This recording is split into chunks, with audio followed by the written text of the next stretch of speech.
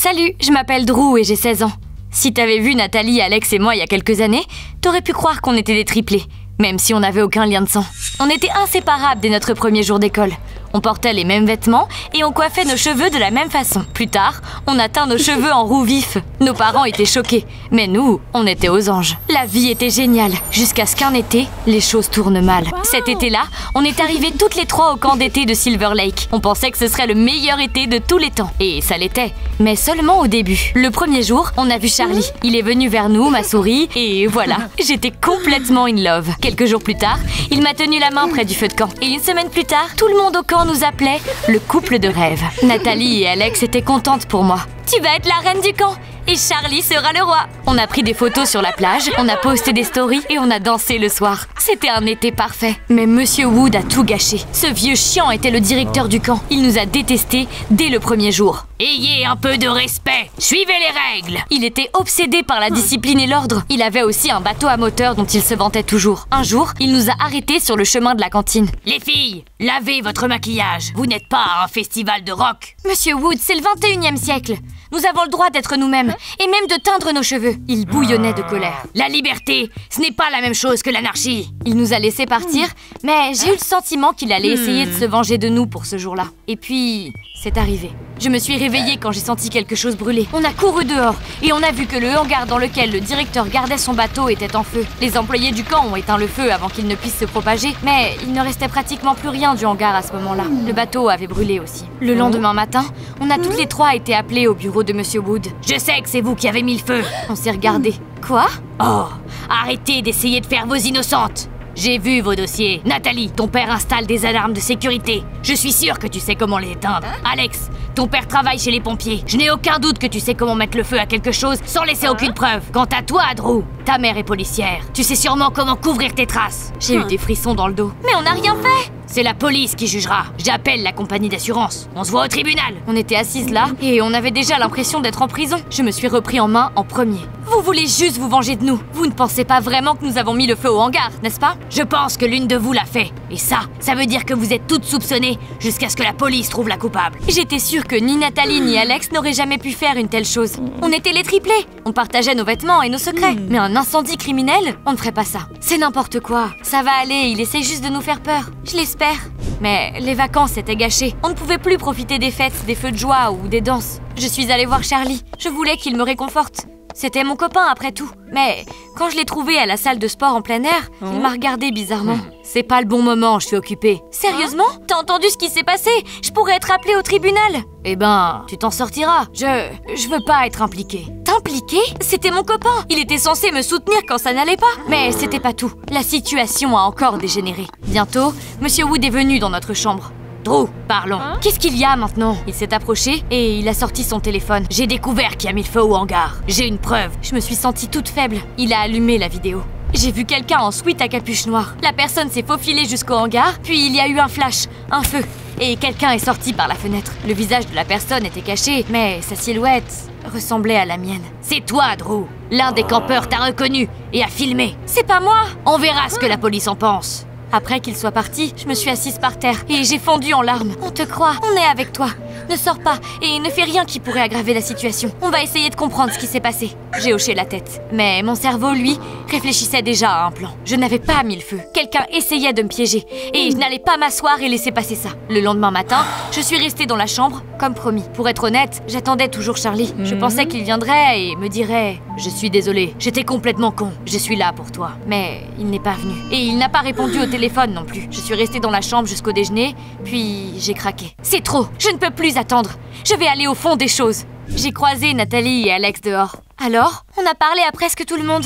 Personne n'a rien vu. Tout le monde a peur de s'impliquer. Ou alors ils mentent. D'accord, je vais garder un œil sur Monsieur Wood. J'ai passé le reste de la journée à le suivre, comme une espionne. Il a lu des papiers, crié sur les cuisiniers et gratté le ventre de son chien Buster. Il n'y avait rien de suspect dans son comportement, jusqu'à ce qu'il s'approche de Molly dans la soirée. La fille que tout le monde avait oubliée. La fille solitaire. Elle a vite dit quelque chose et le directeur a hoché la tête et est parti. C'est là que j'ai capté. Molly, regarde-moi. Quoi? C'est toi qui as filmé cette vidéo, pas vrai? T'as dit à Monsieur Wood que c'était moi?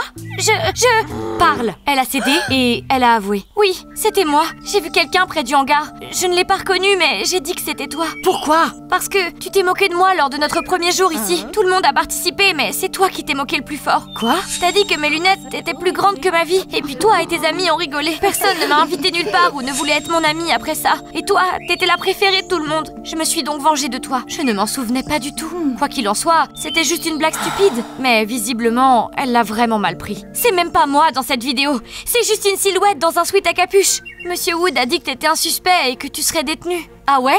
Allons-y. J'ai attrapé sa main et elle n'a même pas résisté quand je l'ai traînée à travers le camp. Monsieur Wood, vous devez écouter ça. Dis-lui. Je ne sais pas qui est la personne dans la vidéo. J'ai menti parce que j'avais de la rancune. Mais Monsieur Wood a juste soupiré en se levant de son bureau. Tu pensais que tu serais débarrassé de tout soupçon juste parce que Molly n'est pas sûre? Comme si c'était le cas. Jusqu'à ce que le vrai coupable soit trouvé, tu es le principal suspect, Drew. Voilà. Sérieusement? Vous n'avez même pas de preuves? J'ai une vidéo. Et toi? Tu n'as rien. Je ne pouvais plus le supporter et je suis partie en courant. Je suis désolée, Drew. Je ne voulais pas. J'ai couru dans notre chambre en larmes. Nathalie et Alex ont essayé de me calmer, mais je ne pouvais plus me taire. Les filles, je ne peux pas juste ne rien faire. On doit trouver le vrai fautif. Vous voulez bien m'aider? Bien sûr. Ouais, Alex avait l'air peu enthousiaste. J'ai vu mes amis échanger un regard. Ça n'a pas duré plus d'une seconde, mais c'était assez. Mon cœur s'est serré. Le matin, je leur ai assigné des tâches. Promenez-vous dans le camp. Parlez à tout le monde. Peut-être que quelqu'un a vu quelque chose. Je vais trouver Charlie. Elles ont hoché la tête et sont parties. Je me suis promenée dans le camp. Quelques minutes plus tard, j'ai vu Charlie se tenir à côté de la cantine et regarder son téléphone. Charlie? Il a sursauté, mais il ne m'a pas regardé. Au lieu de ça, il s'est retourné et il a marché dans la direction opposée. Je l'ai suivi en courant. Hé! Tu m'as pas entendu? Je ne veux pas parler, désolé. Qu'est-ce qui se passe? Pourquoi tu m'évites? Il n'a rien dit pendant un bon moment, puis il a soupiré lourdement. Une de tes amies, elle n'est pas celle que tu penses qu'elle est. Après avoir dit ça, il est parti. Je suis restée là, choquée, sans voix. Ça ne pouvait pas arriver. On était les triplés. On faisait tout ensemble depuis l'école primaire. Mais je me suis souvenue de comment elles étaient la veille. Et de ce que Monsieur Wood a dit. Il a dit que l'une de nous aurait pu le faire. Et si... J'ai décidé de m'en assurer. Et j'ai couru dans notre chambre. Mes amis n'étaient pas encore là. Je me suis approchée de leur lit. Alex... J'espère que tu me pardonneras. J'ai regardé sous son lit, j'ai ouvert son sac à dos et j'ai eu la nausée. Il y avait un sweat à capuche noire là, tout comme dans la vidéo. Il puait l'essence. Je l'ai attrapé et je suis sortie de la pièce. Nathalie était à la salle de sport en plein air et j'ai couru vers elle. C'était Alex. Elle a un sweat à capuche comme celui de la vidéo. Elle l'a caché dans son sac à dos. Il pue l'essence. Quoi? Je n'y crois pas. Elle est l'une des nôtres. Exactement. C'est pour ça qu'on ne la soupçonnait pas. Mais maintenant on sait. Il fallait faire quelque chose. Puis, j'ai eu un déclic.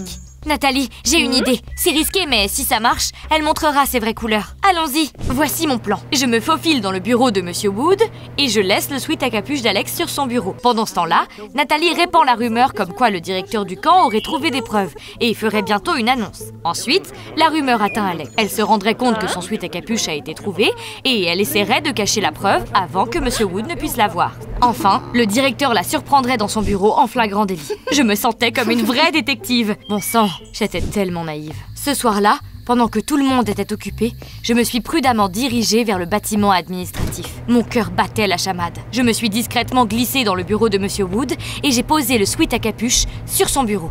Ça y est, il ne me reste plus qu'à attendre. Mais quand j'ai essayé d'ouvrir la porte, elle était verrouillée. Hé, quoi? Vous plaisantez?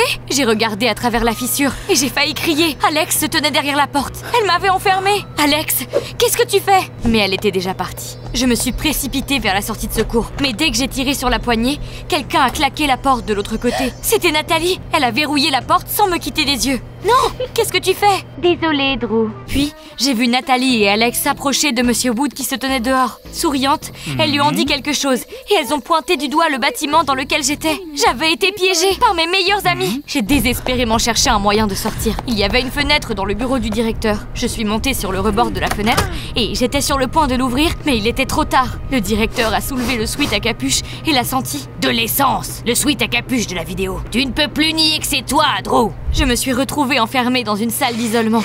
Une petite pièce avec une fenêtre grillagée. C'était les campeurs malades qui se retrouvaient là-bas généralement. Mais je n'étais pas malade, moi. J'étais prisonnière. Personne ne pouvait me voir. Personne, sauf une fille. Celle que j'avais blessée autrefois. Depuis quelques jours, Nathalie et Alex traînent avec Charlie, en train de glousser et de flirter. Elle l'aime bien, ça se voit. Elle devait être jalouse de toi. Je n'étais même plus surprise. La seule chose que je ressentais était le vide. Mais pourquoi elle mettrait le feu au hangar? C'est trop. Je les ai entendus parler à Charlie. Elle se vantait d'avoir brûlé le hangar pour t'attirer des ennuis. Elle voulait se débarrasser de toi pour que tu ne leur fasses pas obstacle et pour qu'elle puisse se battre pour Charlie. Je me suis assise dans le coin de la salle d'isolement, engourdie. Elles étaient comme des sœurs pour moi. Tu veux te venger? Je peux aider. Non, je ne veux pas être comme elles. 2 jours plus tard, les assureurs et ma mère sont arrivés. Quand maman m'a vue dans la salle d'isolement, elle n'a pas crié ni grondé. Elle s'est juste assise à côté de moi. Tu l'as fait? Non, je pensais que mes meilleures amies étaient de bonnes personnes et je leur faisais confiance. Mais j'avais tort. C'est ma seule erreur et je suis prête à être punie pour ça. Ce sera le prix que je paierai pour voir la vérité. À ma grande surprise, maman a souri. Tu as grandi, Drew. C'est pas grave d'admettre que tu avais tort sur quelqu'un. Ça demande beaucoup de force. Je n'ai pas pu m'empêcher de fondre en larmes et de la serrer dans mes bras. Pour la première fois depuis des jours, je me sentais mieux. Tu veux rentrer à la maison? Non, je veux rester. Je ne vais pas m'enfuir comme une enfant. Alors allons-y. Je paierai les dégâts. Et vous? Pourriez-vous lui donner un travail au camp pour qu'elle puisse se racheter? Bien que, personnellement, je ne crois pas que ma fille soit l'incendiaire. Très bien, tu peux rester si tu veux, Drew. Tout a changé après ça. J'ai fait mes valises et je suis sortie de ma chambre sans parler à Alex et Nathalie. Molly est devenue ma nouvelle colocataire. Je suis contente qu'on soit colocataire maintenant. Tu veux être amie? Bien sûr, mais devrais-tu me faire confiance? Et si j'étais aussi méchante que mes anciennes amies? Honnêtement, je préfère ça que d'agir comme des triplés pour ensuite détruire la vie de mon ami. Les jours sont passés. Tout le monde s'amusait à nager, courir, danser, traîner près du feu de joie. Pendant ce temps, je balayais, je peignais les bancs, je sortais les poubelles. Et tu sais quoi? J'ai bien aimé. C'était réel. J'ai même fait ce dont j'avais peur depuis longtemps et j'ai lavé la teinture rouge de mes cheveux. Maintenant, j'étais de nouveau brune. Mais je n'étais plus la même. À l'intérieur, j'avais changé. Un jour, Charlie est venu me voir. Salut.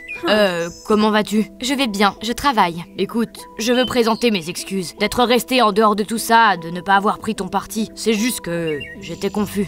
T'étais pas confus, t'avais juste peur. Parce que t'es une limace, Charlie. Si tu m'avais vraiment aimé, ne serait-ce qu'un peu, t'aurais été là pour moi. Alors, pars.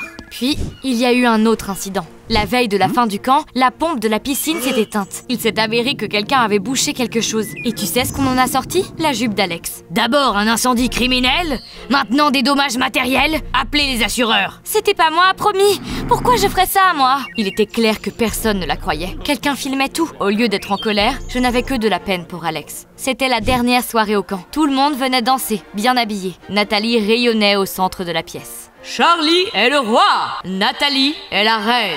Et là, Charlie s'est dirigé vers Nathalie et il a dit à haute voix: tu es une vraie sorcière, Nathalie. D'abord, toi et Alex avez piégé Drew. Et maintenant, t'as piégé Alex. Je t'ai vu mettre sa jupe dans le drain de la piscine. Je pensais que t'étais gentille, mais t'es juste une personne jalouse, menteuse et méchante. Tout le monde a halté. Nathalie était pétrifiée. Qu'est-ce que tu racontes? Je ne suis plus une limace. Je ne veux pas être un roi avec une reine menteuse. Il a jeté la couronne par terre et il est parti. Je suis partie le lendemain, sans victoire ni couronne, mais avec quelque chose de beaucoup plus important, la vraie moi. J'ai grandi. Maintenant, je sais mieux juger le caractère des gens. Molly m'envoie des messages parfois. Charlie aussi, on se parle un peu. Mais je ne suis pas pressée de me rapprocher d'eux, parce que maintenant je sais qu'on ne peut pas faire aveuglément confiance aux gens, même si on est proche. Il est important de se rappeler que la trahison ressemble parfois à un sourire, et ceux qui tiennent vraiment à toi le font discrètement, sans faire de promesses vides. J'apprends encore à voir les gens pour ce qu'ils sont.